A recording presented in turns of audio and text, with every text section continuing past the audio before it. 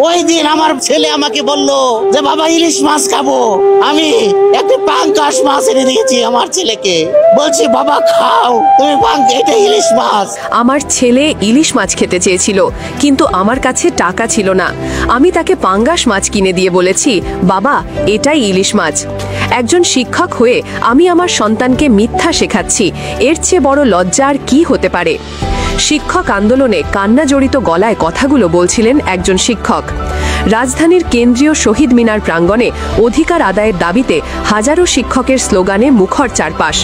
তবে সম্মিলিত কণ্ঠস্বরের ভিড়েও কিছু মানুষের হাহাকার যেন আকাশ বাতাস ভারী করে তোলে। এমনই এক বুক ফাটা আর্তনাদ শোনা গেল আন্দোলনরত ওই শিক্ষকের কণ্ঠে। আন্দোলনস্থলে কথা বলতে গিয়ে নাম প্রকাশে অনিচ্ছুক ওই শিক্ষকের গলা বারবার ধরে আসছিল। তিনি বলেন, আমরা মাসে বেতন পাই 14,600 টাকা। সেখান থেকে কল্যাণ ট্রাস্ট আর অবসর সুবিধার জন্য 10% কেটে রাখা হয়। হাতে থাকে মাত্র 13,310 টাকা। এই যুগে এই টাকা দিয়ে একটা পরিবার কিভাবে চলে? মাস শেষ হওয়ার আগেই পকেট খালি হয়ে যায়। তিনি তার পারিবারিক জীবনের আরও একটি কষ্টের কথা তুলে ধরেন। অনেক দিন ধরে আমার স্ত্রী বলছিল কোথাও ঘুরতে যাওয়ার জন্য, আমি নানা অজুহাতে তাকে এড়িয়ে যাচ্ছিলাম। একদিন সে আমার মানিব্যাগ খুলে দেখে তাতে মাত্র 80 টাকা আছে। সেদিন সে অঝরে কেঁদেছিল আর বলেছিল, আমার আর কোথাও ঘুরতে যাওয়া লাগবে না, এই লজ্জা আমি কোথায় রাখি? আবেগাপ্লুত শিক্ষক আরও বলেন, আমার বাবা আমাকে বলেছিলেন বড় হয়ে শিক্ষক হবি, মানুষকে সঠিক শিক্ষা দিবি।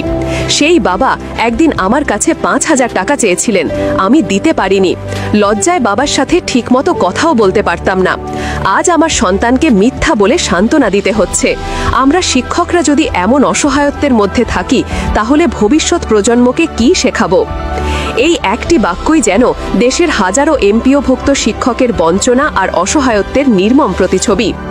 20% বাড়ি ভাড়া, পূর্ণাঙ্গ উৎসব ভাতা এবং চিকিৎসা ভাতা সহ 3 দফা দাবিতে বেসরকারি এমপিওভুক্ত শিক্ষকরা এই আন্দোলন চালিয়ে যাচ্ছেন।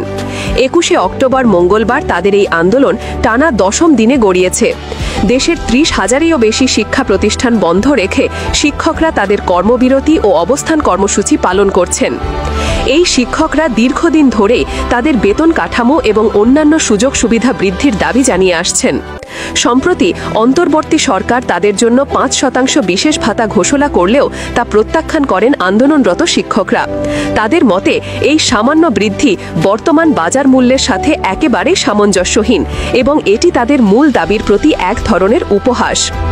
শিক্ষক নেতারা জানান, শিক্ষা উপদেষ্টা তাদের ক্লাসে ফিরে যাওয়ার আহ্বান জানিয়েছেন, কিন্তু দাবি আদায় না হওয়া পর্যন্ত তারা রাজপথ ছাড়বেন না বলে সাফ জানিয়ে দিয়েছেন।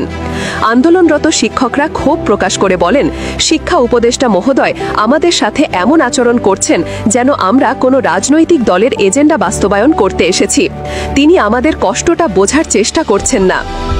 জাতি গড়ার কারিগর হিসেবে পরিচিত এই মানুষগুলোর এমন মানবেতর জীবনযাপন দেশের শিক্ষা ব্যবস্থার জন্য এক অশনি সংকেত। পেটের ক্ষুধা আর পরিবারের প্রতি দায়িত্বের ভারে নুব্ধ একজন শিক্ষক কিভাবে শ্রেণীকক্ষে শিক্ষার্থীদের স্বপ্ন দেখাবেন, সেই প্রশ্নই এখন বড় হয়ে দেখা দিয়েছে। 10 দিন ধরে খোলা আকাশের নিচে রোদ বৃষ্টিতে ভিজে শিক্ষকরা তাদের ন্যায্য অধিকারের জন্য লড়াই করছেন। পাঙ্গাসকে ইলিশ বলে চালিয়ে দেওয়ার এই মর্মান্তক স্বীকারোক্তি শুধু একজন শিক্ষকের নয়, এটি যেন পুরো শিক্ষক সমাজের এক নীরব কান্না, যা দেশের বিবেককে নাড়া না দিয়ে পারে না। দাবি আদায় না হওয়া পর্যন্ত এই কান্না আর হাহাকার নিয়েই রাজপথে থাকার প্রত্যয় ব্যক্ত করেছেন তারা।